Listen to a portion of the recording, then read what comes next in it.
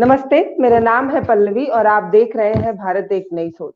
बिहार की एक घटना है जो हमारे बीच में एक चिंता का विषय बनती है। मेरे लिए तो बहुत बनती है क्योंकि कोविड टाइम में भी मैं तमाम अस्पतालों में गई हूँ और लगातार हमारा ऐसा काम है कि हम जाते ही रहते हैं, क्या अस्पताल, क्या स्कूल, हर जगहों पर। मैंने ऐसे कभी कोई घटना नहीं सुनी कि किसी कोई बच्ची या कोई लड़की या कोई भी इंसान कान के इलाज के लिए जाता है और उसको हाथ काटना पड़ जाता है। ऐसी पहली घटना बिहार में हमने सुनी, फिर हमारी टीम वहां पर कवर करने भी गई। वहां पर क्या हुआ क्या नहीं हुआ इस बारे में बात करके आदित्य जी को परेशान नहीं करेंगे क्योंकि वो बहुत बिजी हैं। आप जानते ही हैं कि डॉक्टर कितने बिजी होते हैं क्योंकि वो हमारे भगवान है। हम जब बीमार होते हैं तब हमें बचाने का काम अगर कोई करता है तो वो डॉक्टर ही होते हैं। नमस्कार अदिति जी, आप कैसी हैं? नमस्कार पल्लवी मैम, मैं ठीक हूँ। और भगवान का दर्जा तो नहीं दीजिए, हम बस उनकी हेल्प करते हैं भगवान की। मैम आप एमबीबीएस है और आप यस। डॉक्टर हैं, तो इसलिए यस। आज हम आपसे बात कर रहे हैं, ये जानना चाहते हैं। मुझे एकदम बिल्कुल से ईमानदारी से बताऊं तो बिल्कुल समझ नहीं आ रहा है कि अगर कोई बच्ची कान का इलाज करने जा रही है तो उसका हाथ क्यों काटना पड़ जा रहा है। डॉक्टर बता रहे हैं कि कोई इंजेक्शन थी जो नस में देनी थी, वो मसल्स में दे दी गई, इसलिए इन्फेक्शन फैल गया। जबकि मेरी जानकारी में मुझे ये पता है कि कई ऐसी इंजेक्शन होती हैं जो नस में भी दी जाती हैं और मसल्स में भी दी जाती हैं। तो नस की वजह से ऐसा इन्फेक्शन फैलना कि मतलब हाथ काटना पड़ जाए, तो एक डॉक्टर से मैं समझूंगी दोबारा अगर कभी मैं कभी अस्पताल में जाऊं और मुझे कोई इंजेक्शन लगे तो मुझे अब पता हो, हमारे दर्शकों को पता हो कि हमें क्या ध्यान देना चाहिए कि आगे आने वाले कल में हमारा जो दोनों हाथ है वो सुरक्षित हो। मुझे ओके। अदिति श्योर। जी, मुझे एक बात समझाइए कि क्या ये हाँ। संभव है कि मतलब कान का कोई दवा आप अपने शरीर में इंजेक्शन के रूप में लेते हैं तो आपके हाथ में इंफेक्शन फैल सकता है? ये इसकी जो प्रोबेबिलिटी है शून्य से भी कम है। असल जीवन में मैं खुद एक एमबीबीएस की छात्रा रह चुकी हूँ। मैंने खुद इंटर्नशिप किया है, मुझे भी थोड़ा सा वर्क एक्सपीरियंस है। मैं मेरी पूरे जीवन में मैंने जितनी घटनाएं सुनी उसमें मेरे लिए सबसे अनोखी घटना है कि किसी का हाथ कट रहा है किसी इंजेक्शन के कारण। पर ये थियोरेटिकली संभव था, हम इसके बारे में एमबीबीएस में पढ़ते थे कि एम्पुटेशन हम्म। होने के चांसेस हो सकते हैं अगर गलती से जैसे जैसे क्या इंट्रावीनस इंजेक्शन को आप इंटर आर्टीरियल दे दो, ठीक है। बट वो मतलब एकदम थोड़ा आसान थियोरेटिकल। भाषा में समझाइए हाँ। मैम, थोड़ा सा आसान कर दीजिए। Sure sure, okay. मतलब कि ये मतलब हम काल्पनिक रूप से पढ़ते थे इसके बारे में, लेकिन मैं हम्म। खुद अपनी जीवन काल में पहली बार देख रही हूँ कि ऐसा किसी के साथ हो गया है। जो इंजेक्शंस होते हैं ना, वो कई हम्म। प्रकार के होते हैं, ठीक है। जैसे कोई हम्म। इंजेक्शन आप वेन में देते हो, वेन वेन में देते हो, या फिर बाद में कोई इंजेक्शन आप आर्टरी में देते हो जिसे धमनियां कहते हैं, ठीक है। कोई हम्म। इंजेक्शन आर्टरी के इंजेक्शन जनरली कैंसर के पेशेंट्स को दिया जाती है, वो बहुत रेयर है, ठीक है। किसी इंजेक्शन को आप इंटरमस्कुलर देते हो। तो हर एक जो दवाई है ना, उसको देने का तरीका होता है, ठीक है। कोई मुंह से हम्म। दी जाती है, कोई मसल से दी जाती है, कोई आपके वेन से दी जाती है, ठीक है। तो हम्म। अगर उसको आपने गलत तरीके से दिया है, ठीक है, हम्म। गलत जगह दे दी है, जैसे कि हम्म। आपने वेन का इंजेक्शन आर्टरी में दे दिया है, ठीक है, हम्म। तो हम्म। इस कारण एम्पुटेशन के चांसेस बहुत अधिक बढ़ जाते हैं। या उस जगह टॉक्सिसिटी या फिर उस एरिया का सड़ने के चांसेस बहुत ज्यादा बढ़ जाते हैं, ठीक है। उसका कारण हम्म। ये है, जैसे मैंने बच्ची का केस देखा, तो हम्म। बच्ची मैंने काफी रिसर्च किया। वो मैं इस लड़की का ही आपको एग्जांपल देती हूँ, मैंने बहुत वीडियो देखे, रिसर्च किया।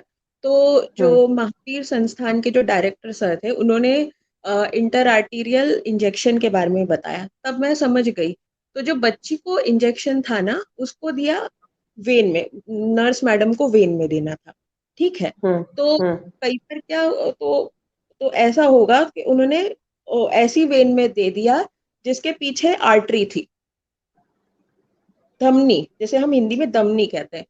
अगर वो इंजेक्शन आर्टरी में चला जाता है या धमनी में चला जाता है, देखिए धमनी या आर्टरी का क्या काम होता है। आर्टरी का काम होता है हमारे हार्ट से हमारे पूरे बॉडी को ब्लड सप्लाई करना है, ठीक है। वो हम्म पतली होती है, और एक ऑर्गन या एक अंग में एक, कई बार एक या दो ही दी है भगवान ने, ज्यादा धमनी नहीं दी है, दुबली पतली होती हम्म है, और उसके अंदर का जो प्रवाह होता है, रक्त प्रवाह होता है, प्रेशर होता है, वो बहुत अधिक होता है, ठीक है। हम्म तो हम्म ऐसा जितना मैंने रिसर्च किया वो गर्ल के केस में, मुझे ये पता चला कि उनकी जो शिराएं, जो वेन्स होती हैं, वेन्स में सिर्फ दो ही इंजेक्शन गया, पर एक इंजेक्शन एक ऐसी धमनी में गया या आर्टरी में गया, जिसके कारण क्या हुआ मैम कि आर्टरी में जैसे ही इंजेक्शन गया, ठीक है, ड्रग चली गई या दवाई चली गई, ओके। तो दवाई अगर आप आर्टरी में देखो, एक ही आर्टरी होती है, ओके। तो वो आर्टरी में जब आप दवाई डालते हो ना मैम, तो बहुत कॉन्सेंट्रेट हो जाती है, मतलब बहुत हानिकारक रूप से वो कॉन्सेंट्रेट हो जाती है, उसके खून के थक्के बनने शुरू हो जाते हैं। हम्म जब हम्म खून के थक्के बनने शुरू हो जाते हैं ना मैम, तो क्या होता है कि वो जो जगह रहती है, जैसे अगर ये आपके हाथ में यहाँ पे थक्के बने, यहाँ पे आर्टरी होती है, ठीक है, हम्म हमने आपको यहाँ पे आर्टरी में इंजेक्शन दे दिया, तो ये आर्टरी ये पूरे आपके हाथ को सप्लाई करनी है, ठीक है। अभी हमने जब हम्म आपको यहाँ पे गलत जैसे आर्टरी में इंजेक्शन डाल दिया, तो यहाँ पे खून के थक्के बन जाएंगे। जैसे ही खून हम्म के थक्के बनेंगे ना मैम, कितने देर के अंदर ये रिएक्शन दिखने लगता है? कुछ ही देर में होता है, ये बहुत जल्दी हो जाता है। वो लड़की ने क्या अच्छा। बोला कि उसको इमीडिएटली पेन हुआ था, बहुत दर्द हुआ हम्म था, वो दर्द मैम हम्म बर्दाश्त के बाहर था। वो लड़की ने कहा था कि मुझे बर्दाश्त के बाहर दर्द हो रहा था। तो तो जैसे ही जाता है वैसे ही ऑक्सीजन सप्लाई कम हो जाती है, थक्के बनते ही ऑक्सीजन सप्लाई कम हो जाती है, धीरे धीरे कोशिकाओं में खून का प्रवाह कम हो जाता है, ऑक्सीजन कम हो जाता है, धीरे धीरे सड़न होने लगती है। हम्म हाँ, तो अदिति जी, वही। मुझे एक चीज आप क्लियर करिए कि मान लीजिए अगर ऐसा कोई इंजेक्शन जो जहां नहीं देना था वहां अगर गलती से दे दिया है नर्स ने, तो क्या अगर वो समय पे डॉक्टर को बता देती तो ये चीजें सही हो सकती थी? मतलब कोई बिल्कुल दूसरा बिल्कुल इंजेक्शन दे के। नहीं, और दूसरा इंजेक्शन देकर, बट बिल्कुल एक सर्जिकली वो थ्रोम्बेक्टोमी कर सकते थे, या वो थक्के को निकालने वाला ऑपरेशन कर सकते थे। इमीडिएटली उनको बोलना चाहिए था, इमीडिएटली जैसे उस लड़की को उस तरह का दर्द हुआ था, वैसे ही बताना चाहिए था उस नर्स को, प्रायोरिटी बेसिस पे डॉक्टर को, कि हाँ ये गलती हमसे हो गई है। हम्म, अब एक मरीज के रूप में अगर हम कहीं अस्पताल में जाते हैं तो हमें हम्म, नहीं पता होता है, क्योंकि आपको पता होगा कि इंडिया में एजुकेशन कितना कम है। और हम जी जी। जैसे लोग जो डॉक्टर की डिग्री नहीं ले रहे हैं उनको बिल्कुल भी पता नहीं होता है कि कौन सा इंजेक्शन कैसे लेना है, या उसको नस में लेना है, मांस में लेना है, क्या करना है। तो हम कैसे जाने अगर हमें कोई इंजेक्शन लगा रहा है तो हमें कैसे पता चले कि ओके, तो जनरली क्या है कि पेशेंट को खुद से, मतलब बिकॉज पेशेंट बेचारे के पास खुद इतनी एजुकेशन होती नहीं, साइंस की भी, साइंटिफिक अप्रोच की भी बहुत कमी है देश में, तो खुद हम्म से पता लगना बहुत मुश्किल है, अनलेस आप डॉक्टर का प्रिस्क्रिप्शन पढ़िए, जैसे हम्म डाइक्लोफिनेक, वो पता है कि इंट्रामसल में लगना है, मतलब बहुत सारी मेडिसिन है, वो आप कितना पेशेंट बेचारा कितना जान पाएगा। ये नहीं पता चीज, होता। ये रिस्पॉन्सिबिलिटी जो है ना, हम्म 100% हेल्थ केयर प्रोवाइडर की है। ये मैं आपको बहुत बहुत फ्रैंकली बता रही हूँ, ये रिस्पॉन्सिबिलिटी 110 100 1000% हेल्थ केयर प्रोवाइडर की होती है, ठीक है।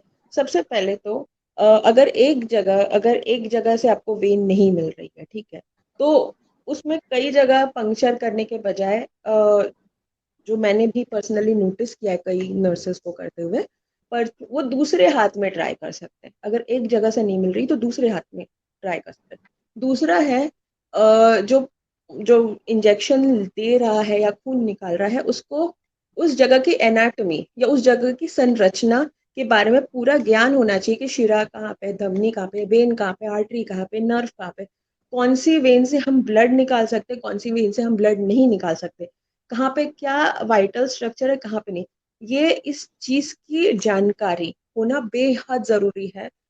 और इस चीज को आप इग्नोर नहीं कर सकते। एटलीस्ट एक हेल्थ केयर प्रोवाइडर को ये पता होना चाहिए भाई करना क्या है, ये तो पता, पर क्या नहीं करना है ये भी पता होना चाहिए। ये स्पेसिफिकली नर्सेस को ज्यादा आइडिया होता है इन चीजों का, बट अनफॉर्चुनेटली उनके साथ ऐसा हो गया।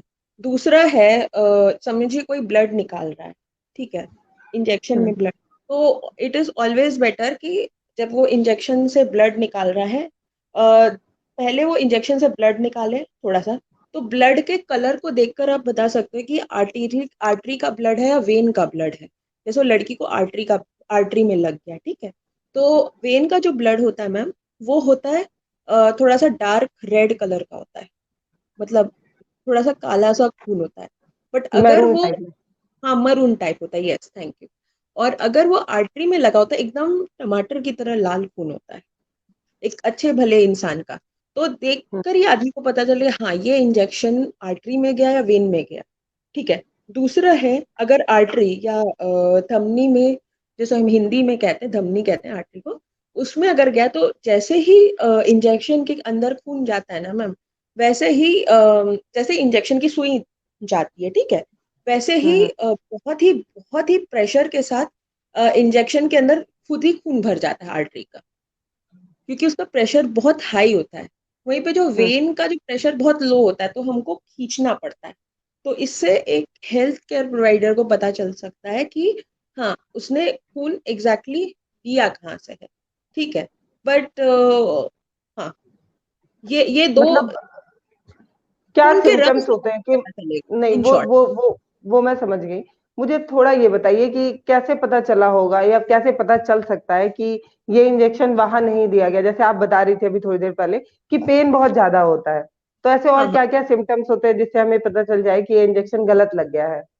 हाँ, तो जैसे कि आर्टरी में उनके लग गया, ठीक है, तो आर्टरी में हम्म। लग गया तो आर्टरी में उस समय पेन मतलब बहुत ज्यादा हो जाता है, ठीक है। दूसरा वहां पे स्पॉट्स, ऐसे खून के ऐसे थके थके स्पॉट्स भी दिखने लगते हैं कई लोगों को, जैसे खून फट रहा है उस तरह के। हम्म। वो प्रोफेशनली देखकर डॉक्टर को समझ आएगा, और नॉर्मल पेशेंट को भी, जैसे उनकी बहन परेशान होकर भाग रही थी उनके लिए डॉक्टर के पीछे, नर्स के पीछे, तो वैसे ही देखकर ही पता चल जाता है कि ये आर्टरी में गया है। धीरे धीरे वो एरिया का ना मूवमेंट्स कम हो जाते हैं, उसका कलर चेंज होने लगता है, थोड़ा ब्लूइश पड़ता है, व्हाइटिश पड़ता है। इससे पता चल जाता है कि भाई कि आर्टरी में लगा है, वेन में नहीं। सुई लगने के कितने दिन के या कितने समय में बॉडी पार्ट जो होता है वो सड़ना शुरू हो जाता है? मतलब कितना टाइम पीरियड लगता है एक बॉडी को? मतलब मान लीजिए वो उनका हाथ सड़ने लगा होगा, तो कितने सुई इंजेक्शन के कितने गैप हुआ होगा कि मतलब ऐसे सड़ने लगा हाथ? अ, जब ऑक्सीजन नहीं मिलता तो वो बॉडी तो मतलब वो धीरे धीरे काम करना, वहां पे एक टर्म है टिश्यू नेक्रोसिस करके, मतलब वो हम्म सड़न करके, वो सड़न हम्म कुछ घंटों में ही स्टार्ट हो जाती है। मतलब बॉडी के लिए वो, आप सोच लीजिए वो डेड के ही समान हो जाता है, वो कुछ हम्म घंटों में ही स्टार्ट हो जाता है वो सड़ना। और उसको मतलब गोल्डन पीरियड होता है, 2-3 घंटे का गोल्डन पीरियड होता है, but it is always better कि इतना वेट ना करे, जल्दी से जल्दी उसी समय इस चीज का सोल्यूशन मिलना चाहिए। मिल जाता है सोल्यूशन? अगर ऐसा गलती से कहीं इंजेक्शन लग जाए तो कुछ सोल्यूशन, इलाज हो सकता था? हाँ, सोल्यूशन यही था कि इमरजेंसी में एक, आई थिंक मैंने जितना रिसर्च किया तो उन्होंने कोशिश की थी, थ्रोम्बेक्टोमी करके कोई सर्जरी है, उसकी कोशिश की थी उन्होंने कि क्लॉट्स को निकालने की कोशिश की थी। बट जब टिश्यू ही डेड हो गया तो आप कैसे, फिर तो वही है, it's like crying over the spilled milk. उसकी अच्छा, मैं जितनी अब जल्दी ब्लड सप्लाई आप दे सकते हो उतना बेस्ट हम्म। है। क्या था, आई मीन मैं फ्रैंकली, आपको लगेगा कि मैं मेडिकल फ्रैटर्निटी से हूँ इसीलिए शायद उन मेरे कुछ I am having soft spot, but मैं बहुत ऑनेस्टली बता रही हूँ कि ये बहुत रेयर है मैम। एंड ये बहुत ही अनफॉर्चुनेट है, ऐसा जल्दी होता नहीं है किसी के साथ। बट ठीक है, मतलब ये था कि हाँ, जो नर्स मैम थी उनको थोड़ा सा ध्यान देना चाहिए था। जब वो इतना पेन को कंप्लेन करें तो तुरंत ही उनको इमरजेंसी डॉक्टर को बताना चाहिए था। दिस आई वुड से ये उनकी भले उनसे गलती, पर एक बार उनको इमरजेंसी में उसी समय देख लेना चाहिए था, तो शायद आज यहाँ तक नहीं पहुंचता। एक इंजेक्शन लगाने के सही तरीका क्या होता है? मतलब कैसे लगाया जाता है सही तरीके से इंजेक्शन? तो सही तरीका मैम, कई तरह के इंजेक्शन मुझे होते हैं। पता है कि बहुत से लोग हैं जो शायद आपके फील्ड से होंगे, लेकिन ये बड़ा बचकाना सा सवाल है, लेकिन मैं बस इसलिए आपसे ये जानना चाह रही हूँ क्योंकि बहुत से ऐसे लोग हैं जो अभी इस इस केस के बाद तो बहुत डरेंगे इंजेक्शन लेते वक्त। तो इसलिए यस। अगर वो तरीका हमें पता होगा तो शायद हम थोड़ा फ्रेंडली हो जाएं और हमें पता हो कि नहीं, हमारा इंजेक्शन सही तरीके से लग रहा है। ओके, तो इंजेक्शन मैम इंटरमस्कुलर होता है, इंटरवीनस होता है, ठीक है, ये दो सबसे कॉमन है। हम्म इंट्राडर्मल होता है, इंटरवीनस मतलब कि वेन के अंदर, ठीक है, वेन के अंदर ज्यादातर यहाँ पे लगता है। हम्म अ, हम्म। हाँ, इंट्रामस्कुलर मतलब कि मसल्स के अंदर जनरली यहाँ पे लगाते हैं ऐसे। इंट्रामस्कुलर मैम 90 डिग्री पे लगता है सीधे। हम्म। ज्यादातर पेन का इन्फेक्शन इंजेक्शन होता है, डाइक्लोफिनेक, ये सब ऐसे सीधे लगाते हैं, कूल्हों पे लगाते हैं, बाहर के साइड, ठीक है। वो होगा इंट्रामस्कुलर, ठीक है। इंट्रावीनस इंजेक्शन में हम वेन को लगाते हैं, और वेन के लिए भी स्पेसिफिकली यहाँ पे मैं खोल तो नहीं पाऊंगी, मैं पर समझ रही हूँ, मैं समझ रही हूँ, ये होता है ये वाला हिस्सा। यहाँ पे कैमरे पे पता नहीं आ रहा है या नहीं। ठीक है। हम्म। तो वो होता है, और भी बट वो सबसे ज्यादा कॉमन रहता है, तो उसको तो उसके लिए 45 डिग्री एंगल से, मतलब मैं टेक्निकली बताऊँ लेकिन मैं समझ रही हूँ, ओके। हाँ, कोई नहीं, ठीक है। हाँ, अच्छा, अदिति जी, मैं आपसे एक बात समझना चाह रही हूँ। क्या हम्म, अगर किसी का हाथ किन्हीं कारणों की वजह से कट जाए या नेचुरल ना हो हाथ, तो क्या वो दोबारा लग सकता है? अब रेखा का हाथ दोबारा आ सकता है? क्योंकि उनके केस में ये पता चला कि अगले महीने उनकी शादी होने वाली थी, हाथ में मेहंदी लगने वाली थी और अब हाथ ही नहीं है। तो इस तरीके की चीजों को सुनने के बाद बड़ी घबराहट सी होती है। मतलब तो मैं ये बस समझना चाह रही हूँ कि क्या हाथ दोबारा लग सकता है?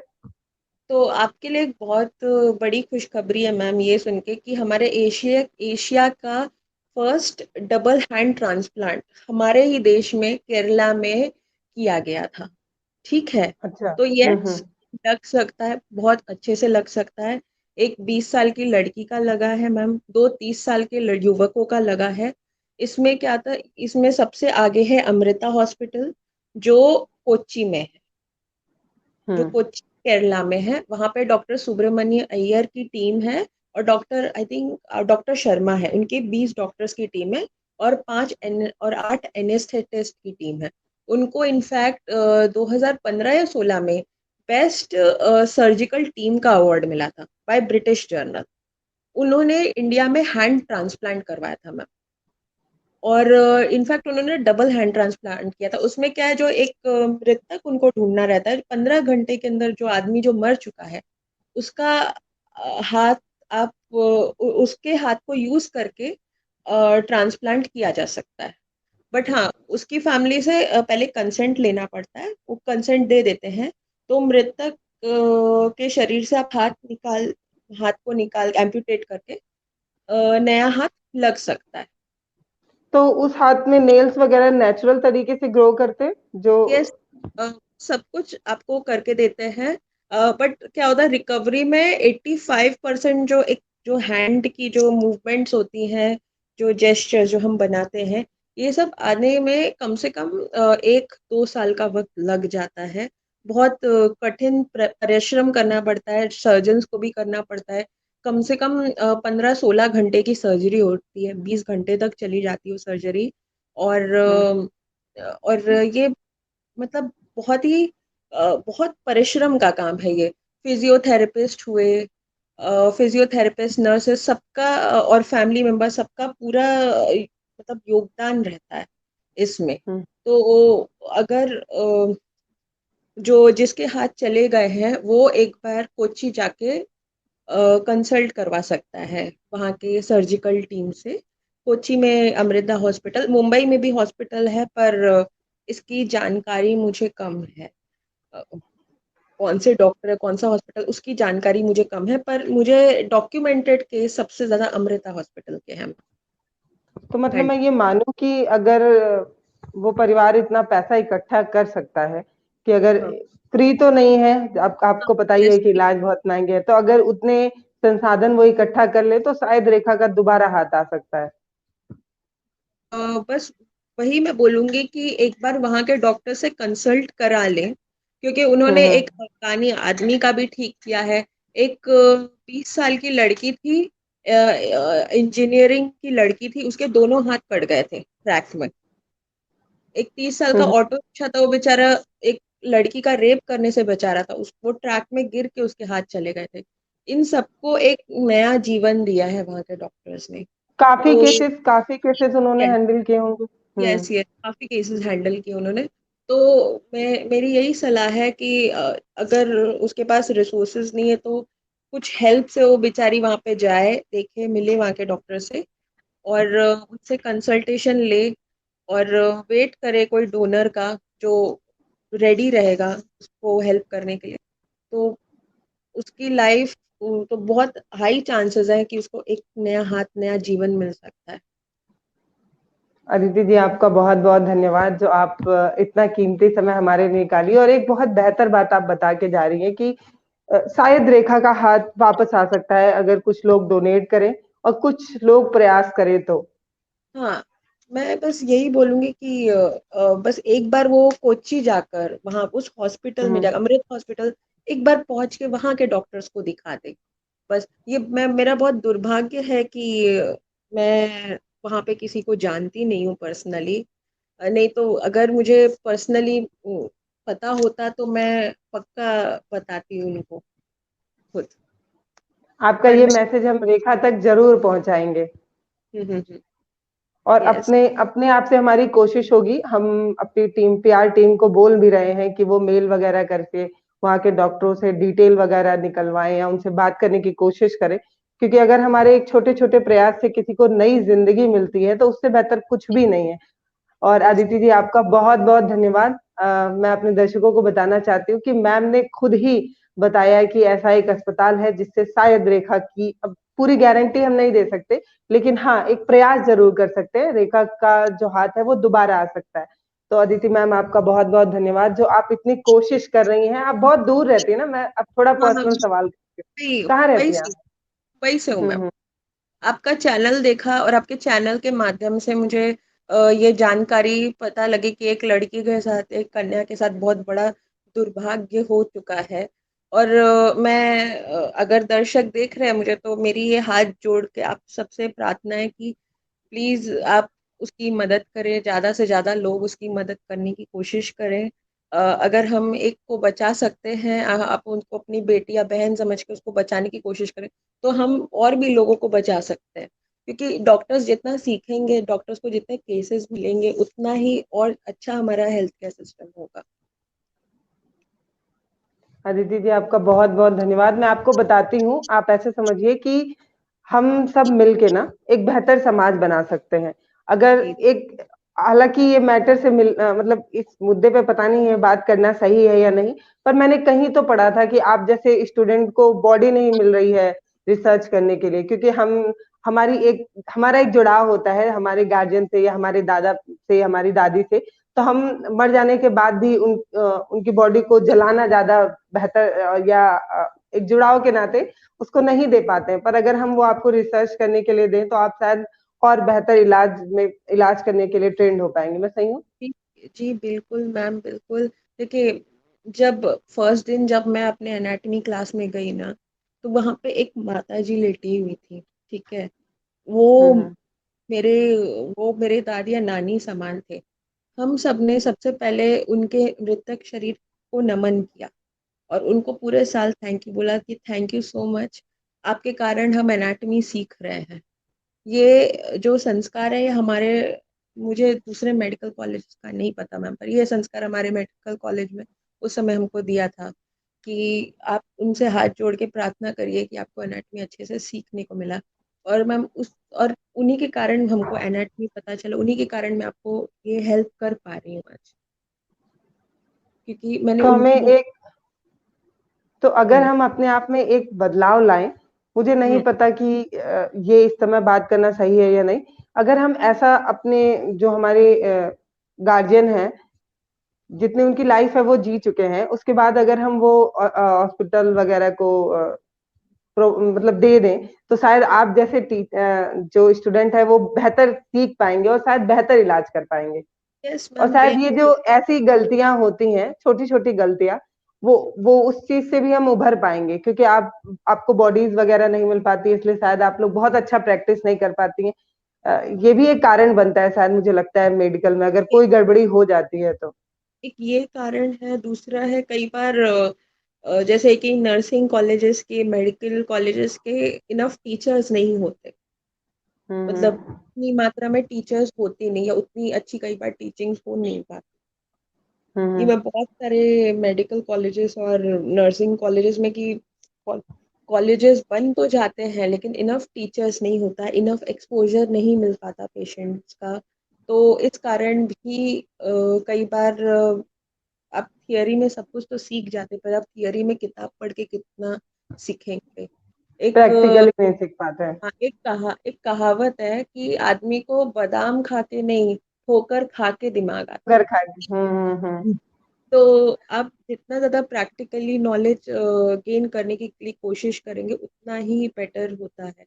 कई बार इतने अच्छा। अच्छे टीचर नहीं हो पाते तो ठीक से सिखा हम्म भी नहीं। बहुत सारे पेशेंट्स, बहुत सारे बड़ी बैच होती है, उसमें एक टीचर रहता है, तो एक ये भी है, लेकिन फिर भी हम लोग मैनेज करने की कोशिश करते अच्छा, मैंने कहीं पढ़ा था कि हैं। हाँ, मतलब मैं आप मुझे थोड़ा पर्सनल है ये, मुझे ये थोड़ा बताइए कि एक एक स्टूडेंट को पूरे ट्रेनिंग पीरियड में कितनी बॉडी से सीखने को मिलता है, मतलब कितनी बॉडी आप लोगों को मिलती होगी? ओके, तो ऐसा है मैम, जैसे मेरे जो कॉलेज से मैं जहाँ से पढ़ी हूँ, मैं बता रही हूँ।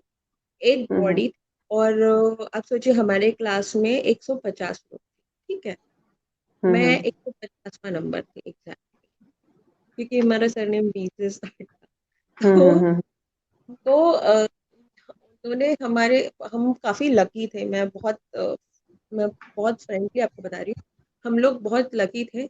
हमारे पूरे हॉल में कितनी बॉडीज थी, अराउंड कितना, छः छः या सात बॉडीज, सिक्स बॉडीज थी, हम्म सिक्स। तो उन्होंने उस हिसाब से हम सबको डिवाइड किया था। और मेरी हाइट थोड़ी कम थी, तो थोड़े लंबे लंबे लड़के थे तो मुझे उतना दिखता नहीं था। बट अदरवाइज हम्म अदरवाइज हम सबको काफी सीखने को मिला था। एटलीस्ट मेरे कॉलेज हम्म। में, कई कॉलेज डिफिकल्ट था, पर मेरे कॉलेज में ऐसी प्रॉब्लम नहीं थी। बट हाँ, जो मतलब आप कह रहे हो ना कि बॉडीज की कमी रहती है, ये कई कॉलेज में एक्चुअली है, सच में है। मैंने कहीं पढ़ा था ये, क्योंकि एक किसी किसी एमबीबीएस डॉक्टर का इंटरव्यू या कहीं पढ़ा था मैंने, उसमें ये लिखा था कि बॉडीज बहुत कम मिलती हैं, इस वजह से हम बेहतर सीख नहीं पाते। तो अगर ये हाँ, ये भी एक है, पर मेरी पर्सनल प्रॉब्लम नहीं, पर ये प्रॉब्लम है।